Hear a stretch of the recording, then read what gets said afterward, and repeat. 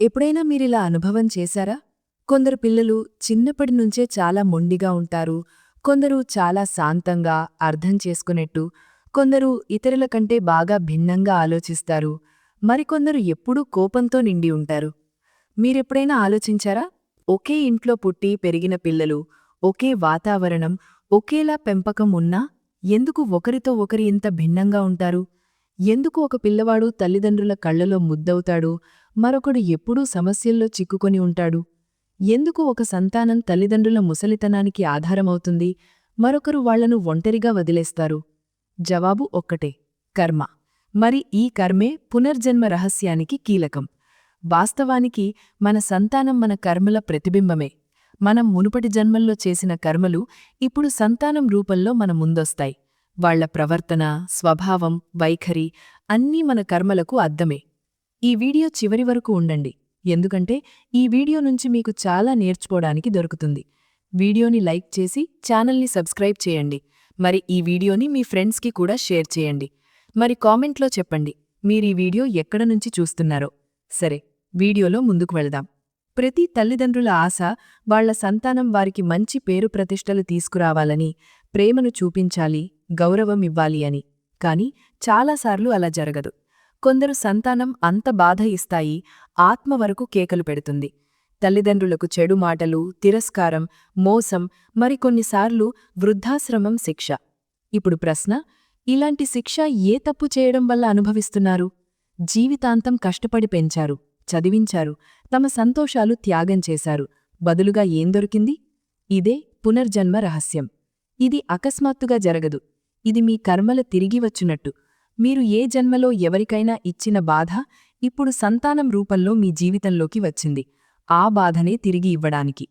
కొన్నిసార్లు ఒక పిల్లవాడు తల్లిదండ్రులతో అంత బంధంగా ఉంటాడు, వాళ్ల ఒక్క నిట్టూర్పు కూడా అతన్ని అల్లాడిస్తుంది. అలాంటి పిల్లలు తల్లిదండ్రులకు నిజమైన వరం అవుతారు. అలాంటి పిల్లలు ఈ జన్మకి మాత్రమే చెందినవి కావు. ఈ ఆత్మలు అనేక జన్మల నుంచి మీతో బంధమున్నవి. మీరు ఏ జన్మలో ఎవరికైనా సేవ చేశారు, మమత ఇచ్చారు, ఏ అనాథుడినో దత్తత తీసుకున్నారో ఆ ఆత్మే ఇప్పుడు మీ సంతానం రూపంలో వచ్చి మీ ప్రేమ అప్పు తీర్చడానికి వచ్చింది. మరోవైపు మీరు ఏ జన్మలో ఏ తల్లిదండ్రులనో బాధపెట్టారో, అవమానించారో ఆ ఆత్మే ఇప్పుడు మీ సంతానం రూపంలో వచ్చి మిమ్మల్ని బాధపెట్టడానికి వచ్చింది. ఇదే పునర్జన్మ సత్యం. ఇదే కర్మన్యాయం. ప్రతి సంతానం తనలో ఒక సందేశం తెచ్చి పుట్టుకొస్తుంది. మీ మునుపటి కర్మల ఫలితమే ఆ సందేశం. మీ సంతానం మీకు సంతోషాలు తెచ్చిందంటే మీరు మంచి విత్తనం వేశారని అర్థం. మీ జీవితంలో బాధలు సంతానం ద్వారా వచ్చాయంటే భగవంతుడు అన్యాయం చేశాడని కాదు. మీరు ఎప్పుడో ఏదో అన్యాయం చేశారు, అది ఇప్పుడు తిరిగి వచ్చిందని ఆలోచించండి. కర్మ ఆట చాలా సూక్ష్మం, సమయం తీసుకుంటుంది, కాని న్యాయం తప్పకుండా చేస్తుంది. ఎప్పుడైనా ఆలోచించారా? ఎందుకు కొందరు పిల్లలకు పుట్టినప్పటినుంచే ఏదో జబ్బు ఉంటుంది? ఎందుకు ఒక పిల్లవాడు పుట్టగానే అనాథవుతాడు? ఎందుకు ఒక మాసూం పిల్లవాడు అత్యాచారాలు ఎదుర్కొంటాడు? భగవంతుడు క్రూరుడా? లేదు. భగవంతుడు న్యాయానికి మరొక పేరు. ఇదంతా మన అసంపూర్ణ కర్మల లెక్క. మనం ఏ జన్మలో ఏ మనిషి బాల్యాన్ని దోచుకున్నామో ఇప్పుడు ఆ బాధనే అనుభవిస్తున్నాం. మనమిచ్చిన చీకటి మన ఇంటికే తిరిగొస్తుంది. అందుకే ఒక పిల్లవాడు మన జీవితంలోకి వచ్చినప్పుడు కేవలం పెంచడం మాత్రమే కాదు, మన కర్మలను శుద్ధి చేసుకోవడం కూడా చెయ్యాలి. సంతానం గురించి ఎప్పుడూ ఆందోళనలో ఉండే తల్లిదండ్రులు, మా మాట వినడు, ఎప్పుడూ కోపంతో ఉంటాడు, ఎప్పుడూ ప్రేమ చూపడు, అలాంటప్పుడు వాళ్లు అర్థం చేసుకోవాలి, ఇది కేవలం పిల్లవాడి తప్పు కాదు, ఇది మీ ఆత్మ విత్తిన విత్తనాలు ఇప్పుడు చెట్లుగా మారి ఫలాలిస్తున్నాయి. సంతానం ప్రవర్తన చూసి తమ కర్మల గురించి అంచనా వేసుకోండి. మరి ప్రస్తుతాన్ని మార్చి భవిష్యత్తును మెరుగుపరచండి. ఎందుకంటే కర్మల నియమం ఏమి విత్తారో అదే పండుతుంది. ఇప్పుడే మేలుకుంటే రేపటి రోజు మార్చవచ్చు. ఆశ్చర్యం కలుగుతుంది గదా? ఒక పిల్లవాడు పూర్తిగా అన్యుడిలా ప్రవర్తిస్తాడు, ఇంట్లో ఉండి కూడా ఇంటివాడిలా అనిపించడు. అలాంటి ఆత్మలు మునుపటి జన్మల కసిని తెచ్చుకొని వచ్చినవి. వాళ్ల ఆత్మలో గాయాలున్నాయి, మీరే కలిగించినవి. ఇప్పుడు నిశ్శబ్దంగా తిరిగి వచ్చి లెక్క సరిచేయడానికి. ఇదే పునర్జన్మ గొప్ప రహస్యం. ఏ బంధం కూడా ఈ జన్మకే పరిమితం కాదు. తల్లి కొడుకు, తండ్రి కూతురు, అన్నాదమ్ములు ఇవన్నీ శరీరాల పేర్లు మాత్రమే. ఆత్మల ప్రయాణం దానికంటే చాలా ముందుకు. ఒక తల్లి ఏ జన్మలో చెల్లై ఉండవచ్చు, ఒక కొడుకు ఏ జన్మలో భర్తై ఉండవచ్చు. బంధాల ఈ జాలం కర్మల దారాలతో నేయబడింది. ఆ దారం విప్పే వరకు ఆత్మలు తిరిగి వస్తూనే ఉంటాయి. అందుకే సంతానం మీకు బాధ ఇస్తుంటే ఏడవకండి, లోపలికి చూడండి. ఖచ్చితంగా మీరు ఏ జన్మలో అతనికి ఆ బాధ ఇచ్చుంటారు. మరి సంతానం వరంగా మారితే అతని తల ముద్దు పెట్టుకుని భగవంతుడికి ధన్యవాదాలు చెప్పండి. మీరు ఎప్పుడో ఏ ఆత్మ బాష్పాలు తుడిచారో ఇప్పుడు ఆ ఆత్మ మీకు ఆశీర్వాదంగా వచ్చింది. ఇదే కర్మ పునర్జన్మ లోతు. కనిపించేది అంతా కాదు, ఉన్నది కనిపించదు. మీ సంతానం మీ నీడలే. వాళ్ల ప్రవర్తనలో మీ పాత కర్మల ఛాయలు కనిపిస్తాయి. ఇప్పుడు ప్రశ్న, మనం తప్పు చేశామంటే మార్చుకోవడం సాధ్యమేనా? ఖచ్చితంగా. ఇదే మానవ జీవిత అందం. కర్మ మార్చండి, ఫలితం మారుతుంది. ప్రేమ ఇవ్వండి, ప్రేమ తిరిగొస్తుంది. క్షమించండి, గాయాలు మానుతాయి. సంతానం తప్పుదారిలో ఉంటే వాళ్లను శపించకండి, ప్రేమతో ఓర్పుతో మార్చండి. ఎందుకంటే ఇవి మీ అసంపూర్ణ కర్మలు ఇప్పుడు పూర్తవ్వడానికి వచ్చాయి. దోస్తో, ఈ వీడియో చివరి వరకు ఉండండి. చాలా నేర్చుకోడానికి దొరుకుతుంది. లైక్ చేయండి, సబ్స్క్రైబ్ చేయండి, షేర్ చేయండి. కామెంట్లో ఎక్కడ నుంచి చూస్తున్నారో. సరే, ముందుకు వెళదాం. బంధాల్లో శాంతి కావాలంటే ఆత్మలో కర్మలు శుద్ధి చేసుకోవాలి. బయట పూజలు మాత్రమే కాదు, లోపల నిజాయితీతో. సంతానంతో ప్రేమ బంధం పెట్టుకోండి, కేవలం హక్కు కాదు. వాళ్లను గద్దించే ముందు ఆత్మతో మాట్లాడండి. ఇది నా పాట తప్పా? ఇప్పుడు దీని ప్రవర్తన నాకు బాధ ఇస్తోందా? ఈ ప్రశ్న అడిగితే ఆత్మ మేలుకుంటుంది. ఆత్మ మేలుకుంటే కర్మలు కాలిపోతాయి. అప్పుడే ఆ అద్భుతం జరుగుతుంది. సైన్స్ అర్థం చేసుకోలేనిది. ఒక చెడ్డపిల్లవాడు మారిపోతాడు. ఒక రూఠిన మనసు మళ్లీ కలుస్తుంది. ఒక విరిగిన బంధం మళ్లీ వికసిస్తుంది. గుర్తుంచుకోండి, భగవంతుడు గుడిలో మాత్రమే కాదు, మీ సంతానంలో ఉన్నాడు. మీ కర్మల లెక్క అక్కడే రాసి ఉంది. వాళ్లను మెరుగుపర్చాలంటే మీరు మెరుగుపడండి. వాళ్లను అర్థం చేసుకోవాలంటే మీ కర్మలను అర్థం చేసుకోండి. ఎందుకంటే ఈ జీవితం ఒక అధ్యాయం మాత్రమే. ఆత్మ పుస్తకంలో ఇంకా చాలా అధ్యాయాలు మిగిలి ఉన్నాయి. ఈ జన్మలో ప్రేమ, సేవ, క్షమా భాష నేర్చుకుంటే తర్వాతి జన్మ అదే ఫలం ఇస్తుంది. మరి మీ ఆత్మ కూడా ఎవరికో వరంగా మారవచ్చు. ఉదాహరణకు, ఒక తల్లి తన అత్తగారిని చాలా అవమానించింది. గౌరవమివ్వలేదు. ముసలితనాన్ని భారంగా భావించింది. ఇప్పుడా తల్లి ముసలైంది. తన సంతానం తనకు ఆధారమవుతుందని ఆశిస్తుంది. కాని ఆ సంతానమే ఆమెను అవమానిస్తుంది, తిట్లు పెడుతుంది. ఆమె గురించి అడగదు కూడా. ఇప్పుడా తల్లి అంటుంది, నేను పిల్లల కోసం అన్నీ చేశాను, ఇలాంటి శిక్ష ఎందుకు? కాని ఆమె మర్చిపోతుంది, ఒకప్పుడామె చేతుల్లో ఏ ముసలి హృదయానికి ఇచ్చిన బాధ ఇప్పుడు తిరిగి వచ్చింది. తేడా ఒక్కటే, అప్పుడామె కోడలు, ఇప్పుడు తల్లి. పాత్రలు మారాయి, కథ అదే. ఇదే కర్మ. మరొక ఉదాహరణ, ఒక వ్యక్తి చాలా కష్టపడ్డాడు, కాని ఇతరుల పురోగతి చూసి మండిపోయేవాడు. వాళ్ల పిల్లలకు చెడు కోరుకునేవాడు. వాళ్లను తక్కువ చేయడానికి ప్రయత్నించేవాడు. ఎవరి పిల్లలు తప్పుదారిలో పడితే చూసి సంతోషించేవాడు. ఇప్పుడు అతని పిల్లలు అదే దారిలో తడబడితే అంటాడు, భగవంతుడా, నాతో ఎందుకిలా? కాని భగవంతుడు ఏమీ చేయడంలేదు.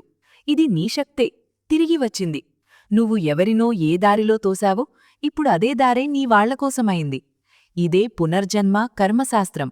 ఏం విత్తావో అదే ఇప్పుడు కనిపిస్తోంది. కొన్నిసార్లు చూస్తాం కదా, ఒక పిల్లవాడు చిన్నప్పటినుంచే ఆధ్యాత్మికంగా ఉంటాడు. చాలా సహజశాంతి ఉంటుంది. గుళ్లకు వెళ్లాలననిపిస్తుంది. మంత్రాల్లో మునిగిపోతాడు. తరచూ ఒంటరిగా భగవంతుడితో మాట్లాడతాడు. అలాంటి పిల్లవాడు కొత్త కాదు. ఆ ఆత్మ ముందు కూడా సాధన చేసింది. బహుశా మునుపటి జన్మలో అసంపూర్ణ సాధన వదిలేసి ఇప్పుడు తిరిగి వచ్చి పూర్తి చేయడానికి. మీరు అలాంటి పిల్లవాడిని కన్నారంటే మీలో కూడా ఆ సంస్కారాలున్నాయి. లేదా మీరు ఏ యోగినో సాధువునో సేవ చేశారు. అందుకే ఈ పవిత్ర ఆత్మ మీ ఇంటికి వచ్చింది. అలాంటి పిల్లలు వరాలు. వాళ్లలోని శక్తిని గుర్తిస్తే మీ కులం మొత్తం ఉద్ధరణ అవుతుంది. దీనికి విరుద్ధంగా ఒక పిల్లవాడు చిన్నప్పటినుంచే అబద్ధాలు, దొంగతనాలు, కొట్టడాలు, పెద్దలను గౌరవించడు, ఎంత చెప్పినా మారడు. తల్లిదండ్రులు బాధపడతారు. సొసైటీ తిట్లు పెడుతుంది. తమ కర్మల మీద అనుమానం వస్తుంది. కాని బహుశా ఆ పిల్లవాడు అందుకే వచ్చాడు, మీలోని క్షమ, సహనం, నిరుపాధిక ప్రేమ పరీక్ష తీసుకోవడానికి. మీరు మునుపటి జన్మల్లో ఎవరితోనో ద్వేషం పెంచారు. ఆ ఆత్మ ఇప్పుడు మీ ఇంటికి వచ్చింది. ఇప్పుడు దాన్ని పెంచాలి. ఇదే పునర్జన్మ ఆట. అదే ఆత్మలు లెక్క పూర్తి అయ్యేవరకు తిరిగి వస్తూనే ఉంటాయి. కొన్ని ఆత్మలు బారుబారు జన్మలేడతాయి. ప్రపంచం చూడడానికి మాత్రమే కాదు, కొన్ని అసంపూర్ణ పనులు పూర్తి చేయడానికి, కొన్ని పాత అప్పులు తీర్చడానికి, కొన్ని బంధాలు నిర్వహించడానికి, కొన్ని తప్పులు సరిచేయడానికి. అదే ప్రక్రియలో ఆ ఆత్మలు మన ఇంట్లో జన్మిస్తాయి. కొన్ని తల్లిగా, కొన్ని కొడుకుగా, కొన్ని చెల్లిగా, అన్నగా. అసంపూర్ణంగా వదిలిన బంధాలు, దిగమింగిన భావాలు, అడగని క్షమాపణలు అవన్నీ పునర్జన్మ ద్వారా మళ్లీ ముందుకు వస్తాయి. అందుకే ఒక పిల్లవాడి కళ్లల్లోకి చూసినప్పుడు కొన్నిసార్లు అనిపిస్తుంది కదా, ఈ కళ్ళు మిమ్మల్ని ముందే తెలుసు అని. ఏదో చెప్పాలనుంటాయి. మునుపటి జన్మ సంభాషణ అసంపూర్ణంగా వదిలి వచ్చాయి. కొన్నిసార్లు తల్లిదండ్రులు చాలా మంచివాళ్లుంటారు, కాని వాళ్ల సంతానం చాలా చెడ్డ, స్వార్థపరులు, పతన దిశలో ఉంటారు. అప్పుడు ప్రజలంటారు, ఇంత మంచి తల్లిదండ్రులు, ఇలాంటి సంతానం ఎలా? జవాబు: ఈ జన్మలో చేసిన కర్మల ఫలితం ఈ జన్మలోనే రావాలని అవసరం లేదు. మీ ఇంట్లో పుట్టిన ఆ ఆత్మకు మీకు అనేక జన్మల పాతబంధం ఉండవచ్చు. మీరు ఇప్పుడు మంచివాళ్లు, కాని ఎప్పుడో ఎవరి ఆత్మకు ఇంత గాయం చేశారేమో. ఆ ఆత్మ ఇప్పుడు మీ జీవితంలోకి వచ్చి లెక్క సరిచేయడానికి. ఇప్పుడు ఆలోచించండి, ఒక వ్యక్తి ప్రతి జన్మలో ఇతరులకు ప్రేమ, సేవ, సహాయభావన ఉంచితే అతని తర్వాతి సంతానంలో అదే లక్షణాలు రావా? ఖచ్చితంగా వస్తాయి. ఎందుకంటే ఆత్మలు ఒక శక్తి. ఆ శక్తి గౌరవం, శాంతి ఉన్న చోటికే వెళుతుంది. మీరు ఏ ఆత్మకు ఎప్పుడు ప్రేమ ఇచ్చారో అది తిరిగి వచ్చి మీకు అదే ప్రేమ ఇస్తుంది. కొన్ని ఫ్రెండ్గా, కొన్ని సంతానంగా, కొన్ని జీవిత భాగస్వామిగా. ఇదే పునర్జన్మ అందమైన రూపం. ఆత్మలు తిరిగి వస్తాయి అసంపూర్ణ ప్రేమ పూర్తి చేయడానికి. మీరు మీ సంతానం మీకు సుఖం, గౌరవం కారణం కావాలంటే ఇప్పటినుంచి మీ కర్మలు సరిచేయడం మొదలుపెట్టండి. ఇతరుల తల్లిదండ్రులను గౌరవించండి. అనాథలకు సహాయం చేయండి. అప్పుడు ప్రపంచానికి ఎంత ప్రేమ ఇస్తారో అంత శుభ ఆత్మలు మీ జీవితంలో తిరిగి వస్తాయి. ఇప్పటివరకు తప్పు జరిగితే పశ్చాత్తాపం మాత్రమే కాదు, దాన్ని సరిచేయడానికి మంచి చేయండి. కర్మలు ఆలోచనలతో కాదు, చర్యలతో మారతాయి. చాలామందికి భ్రమ, పిల్లలు భగవంతుడిస్తాడు, మన తప్పేమిటి? కాని సత్యం, భగవంతుడు కేవలం మాధ్యమం. ఆత్మ ఎక్కడ పుట్టాలి? అది ఆత్మ, మీ కర్మల పరస్పర నిర్ణయం. మీరు సత్కర్మలు చేస్తే ఉన్నత ఆత్మలు మీ జీవితంలో జన్మిస్తాయి. మీలో కోపం, ద్వేషం, మోసం, లోభముంటే అదే శక్తిలో మునిగిన ఆత్మలు ఆకర్షితమవుతాయి. అందుకే ఇంటి వాతావరణం శుద్ధిగా ఉంచండి. ఆలోచనలు సాత్వికంగా చెయ్యండి. ప్రతి జీవికి కరుణ ఉంచండి. అదే మీ రాబోయే తరానికి పునాది. ఇప్పుడు ప్రశ్న: ఈ జన్మలో మన కర్మలు మార్చి పిల్లల భవిష్యత్తును కూడా మెరుగుపరచవచ్చా? మన పాత పాపాల ప్రాయశ్చిత్తం చేసి జీవితంలో శాంతి, ప్రేమ, గౌరవం తెచ్చుకోవచ్చా? ఈ జన్మలో ఏదైనా చేసి తర్వాత ఆత్మలు తిరిగి వచ్చినప్పుడు బాధ కాకుండా సుఖం తెచ్చేలా చేయవచ్చా? జవాబు: అవును. కర్మ సిద్ధాంతం కేవలం శిక్ష మాత్రమే కాదు, మార్పు అవకాశం కూడా ఇస్తుంది. భగవంతుడు చేసిన నియమం: ఆత్మ మేల్కొంటే దిశ మారవచ్చు, గతి మారవచ్చు. మీరు అనుభవిస్తున్నారా? మీ సంతానం మిమ్మల్ని అర్థం చేసుకోవడం లేదు, భారంగా అయిపోయారు, హృదయాన్ని బాధపెడుతున్నారు. అయితే మొదటి అడుగు లోపలికి చూడండి. ఏడవకండి, మిమ్మల్ని మీరు శపించుకోకండి. కేవలం ఎప్పుడు ఏ ఆత్మతో అన్యాయం చేశానో తెలుసుకోవడానికి ప్రయత్నించండి.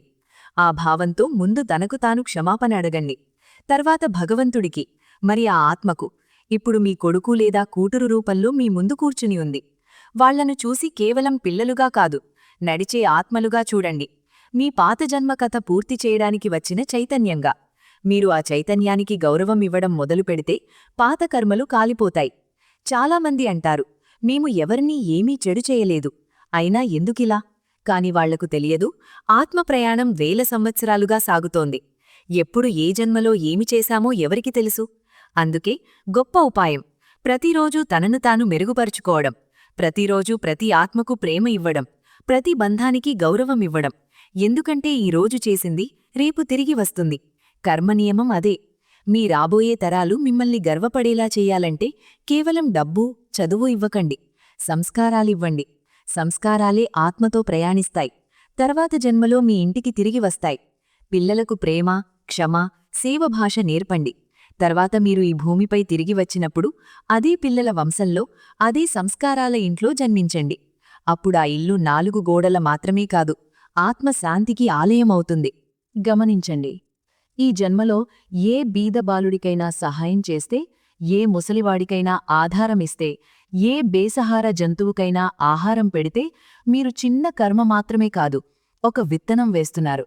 ఆ విత్తనం రాబోయే జన్మల్లో ఏ ఆత్మనో మీ జీవితంలోకి ఆకర్షిస్తుంది.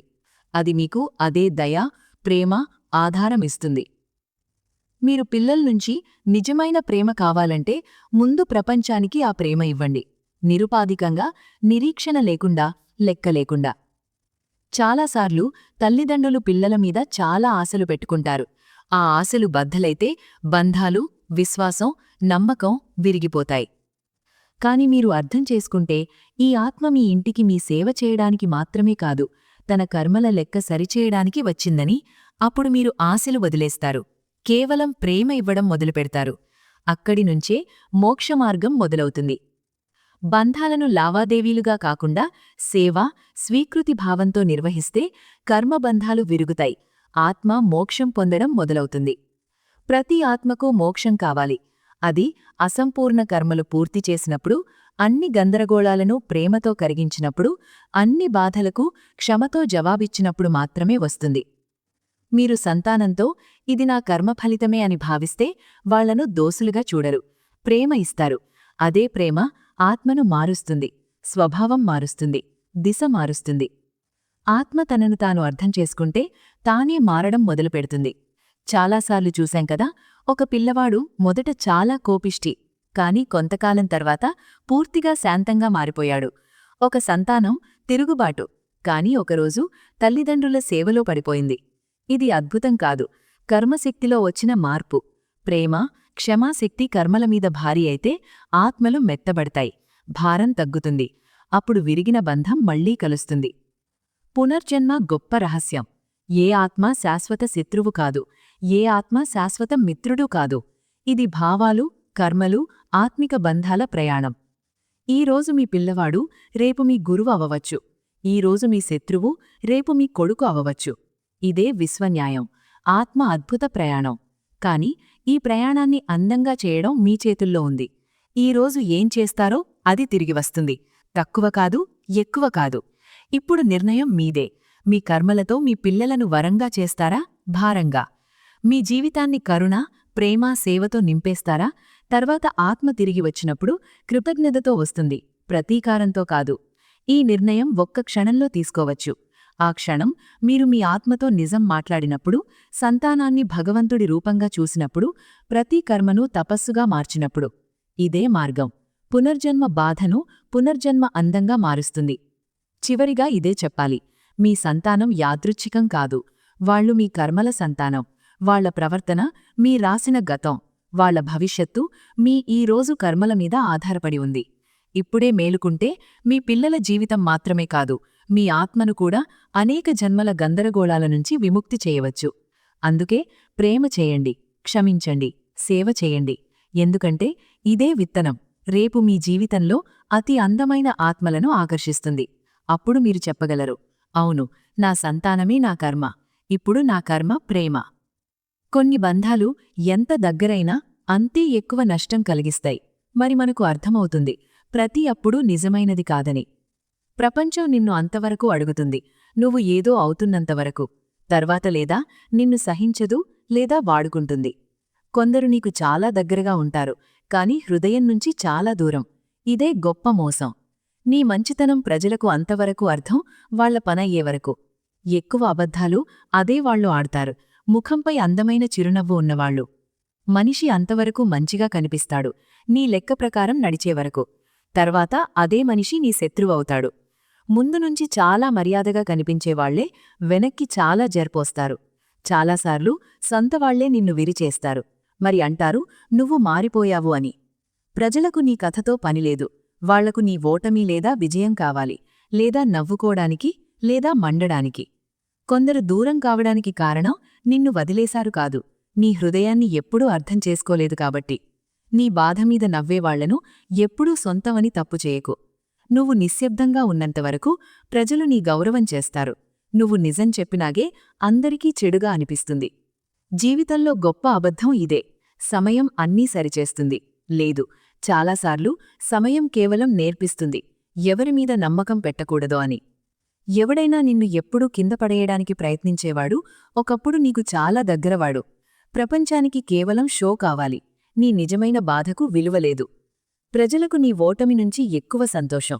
ఎందుకంటే అప్పుడు వాళ్లకు అనిపిస్తుంది, ఇతను కూడా సాధారణమే అని. ప్రపంచం నిన్ను అంతవరకు గౌరవిస్తుంది నువ్వు వంగే వరకు. నువ్వు నిటారుగా నిలబడగానే అందరికీ కనిపిస్తావు. కొన్ని బంధాలు హృదయాన్ని అంత విరిచేస్తాయి. తర్వాత ఎవరిమీదైనా నమ్మకం కష్టమవుతుంది. కొన్నిసార్లు ఎక్కువ మోసం అక్కడే దొరుకుతుంది, ఎక్కువ నమ్మకం పెట్టిన చోట. ప్రజలు నీ బాధ అర్థం చేసుకోరు, కాని తప్పు నీదా కాకపోయినా దోషం నీదే అవుతుంది. ఎప్పుడూ సొంత మాటలు చెప్పేవాళ్లే సమయం వచ్చినప్పుడు మొదట ముఖం మరల్చేవాళ్లు.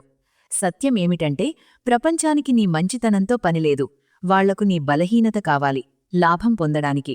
కొందరు మంచిగా మాట్లాడతారు నీ ఆత్మలో జర్పోయడానికి.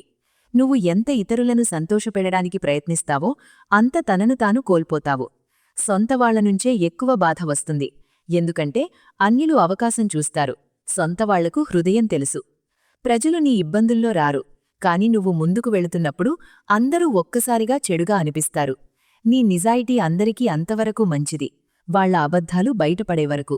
అందరూ నీ మంచి కోరుకుంటారు, షరతు నువ్వు వాళ్లకంటే ముందుకు వెళ్లకూడదు. కొన్ని బంధాలు ఎందుకు విరుగుతాయి?